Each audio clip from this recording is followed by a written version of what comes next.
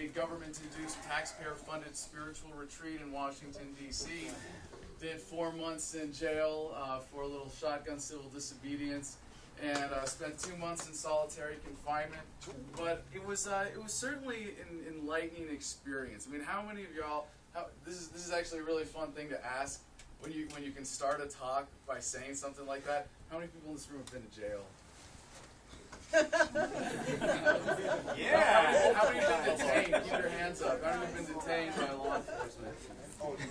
All right, now we're going to make it easy. How many of you have had your quality of life reduced in some way by the government? If your hand is not up, you're lying to yourself.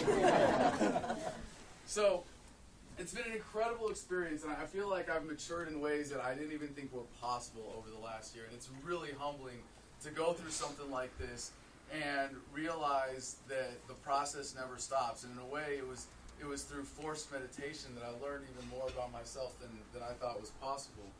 But, you know, it's also very humbling in the sense that people go, wow, Adam, you did 4 months in jail for standing up for what you believed in, and wow, that's terrible, and wow, you were a political prisoner. And I'm like, you know, I had it really easy.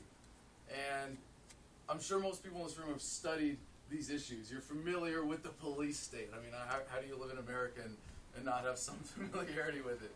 But that when you get a front row seat, it's exciting to see that we're in a crowd where there's so many people who have spent some time in jail.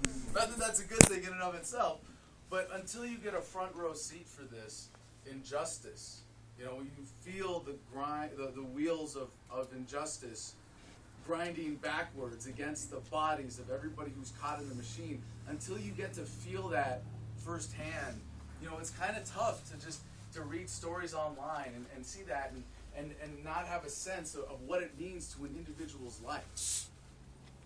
And it's very humbling, especially for me, being in D.C. jail, where, well, for a while, for like there's a week there where I was the only white person in the entire, at least anywhere that I was in D.C. within the system. And like you realize the inherent injustice of not just the racism that's built into the system, but like there were 2 guys in the cell block that I was on who were accused of rape.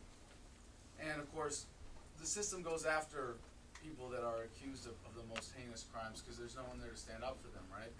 These guys had a video that exonerated them.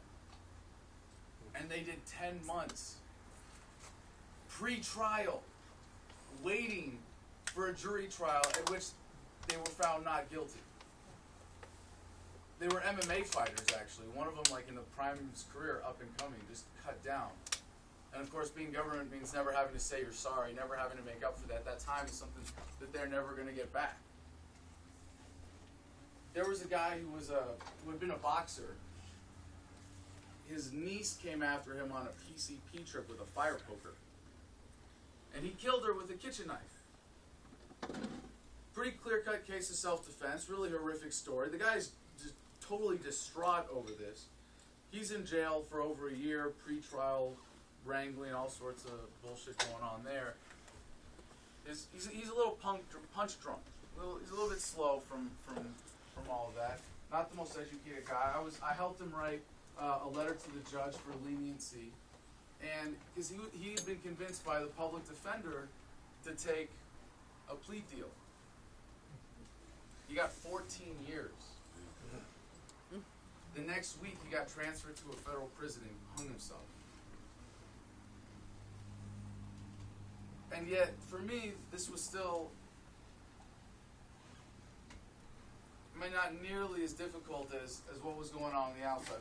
For those of you that didn't hear, you know, and I witnessed a suicide attempt while I was in there. Someone tried to hang himself with a bed sheet in solitary in D.C. But it's not all horror stories, you know. The real challenge for me wasn't being in jail, even being in solitary, but the way that you get beaten down by the system. And for those of you that are familiar with my story, you know I took a plea deal, and it killed me to do it. It really killed me to do it. But when you get bullied into a corner and they're saying, well, we can bring all of these charges against you separately, and since you've been denied bail because you're a danger to society, we're going to we'll bring each charge as a separate trial. We can have you in here for 2 years if you try to fight this. And we often get bullied into cowering.